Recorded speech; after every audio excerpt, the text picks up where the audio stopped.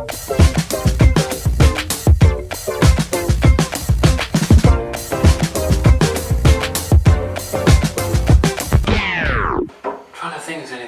always like to have a bit of a discussion about something that's separate to the main discussion. Well, we don't know what the main discussion is going to be yet. I know that. Well, if we just do as ending off, we usually start rambling anyway, don't we? So it usually works. So we're coming out over the last part of year 75, aren't we? So, and then that's the end. Who wants to do that? Well, you may as well do it, don't you? Because it's been your bit, that, hasn't it? So you can explain all about it, not to give everything away. That was the reassembly of the 75, which was a bit of a job, I gather, because I got bored and went home. I had to leave. I didn't get bored. I had to leave. The silly thing is, I'm not going to spoil it for anyone, but I sort of left on probably the best part because I didn't actually see him drive away with the finished product with everything done. And, I have to say I was dreading coming out of the drive because if the clutch went, there's Gary stood behind me, guiding me out. Oh, right. Oh. And I didn't realise, so I'm coming out and looking at the road, and if that clutch had failed at that point, I could have just lurched back. You could have run him over, couldn't you? Yeah, could have done. It could have been a... Alright, splat. You're not alright. But yeah, it worked. It went really well. It's still working. Yeah, I was going to say, is it still working? But you've just answered me that one. Yeah. But isn't that satisfying and good to know? It is. I mean, the thing is, you can tell though that the car wasn't designed to have a copper pipe going in. Yeah. Because you know, you got the plankton chamber where the brake master cylinder is, and the vacuum thing. You've got the bulkhead, and then you've got another bulkhead, and you've got a hole here, and the other hole is here. You really struggled. Yeah, you really struggled at one point, even with the copper. Yeah, getting it through. What you were trying to remove as well, it was awkward, wasn't it? If I'd have bought another plastic master cylinder, which I could have done, it would have saved me 15 quid, 20 quid. Yeah. I could have bought one with the prefabricated pipe on, but then that would have been a pain in the backside to feed through. But also think about what have you saved purely by doing it as you did. Yeah, labour costs and stuff like that. So your savings are massive. Mega out there. Yeah. From what you would have done just rolling into a garage and saying sort this. Yeah. Well, that's it.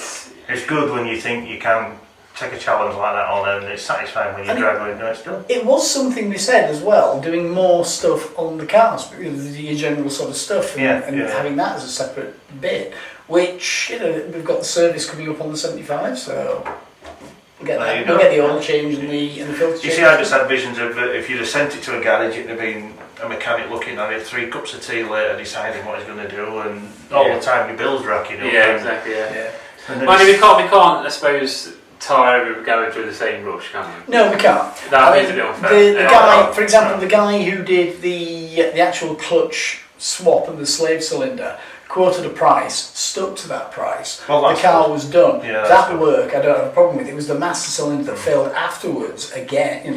That caused another problem. I mean, I use a mechanic. He's a great guy, honest. He tells you how much it's going to be, and that is how much it's going to be. In fact, guys, the Vauxhall Frontierer that we filmed, my dad's Frontier we filmed last year, is currently at Saint Garage having its new clutch done. What is it about clutches? He was really looking forward to that job. The thing is, it doesn't seem 2 minutes since we was filming that. That is the crazy thing about it. It's nearly a year ago. Yeah. That's due to be finished sort of Monday or Tuesday next week. It's and that Sunday. Might actually be featuring again. Yes. Some things coming up. I like that car. Indeed, yes. We may have something coming up.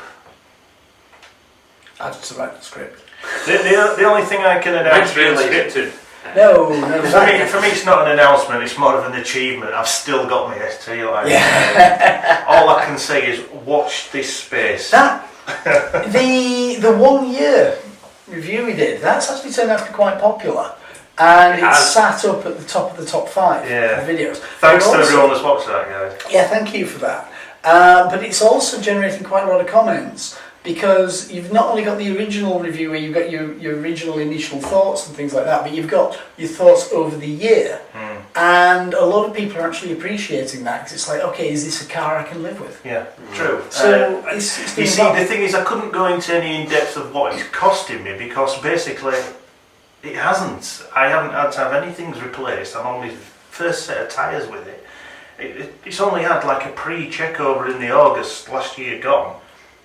There's nothing more. I haven't had to replace anything or do all this really costs. It's only because you only do 6 miles a week. 6 miles.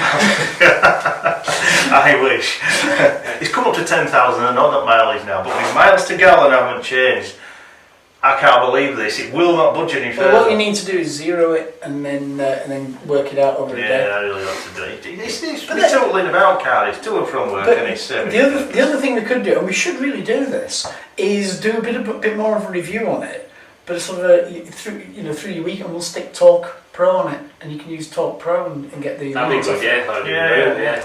I think because that would be really good for people who are wondering about miles per gallon. Whether Also, the thing is, you see, it's getting close to. I think in a bit, obviously, from tyres are going to need changing. Well, you can cycle the tyres, put the front ones on the back. I was thinking, do I have it done as a tyre swap, have my backs put to the front? And I've done it before on other cars, and then when they're all down, I had a full tyre package done.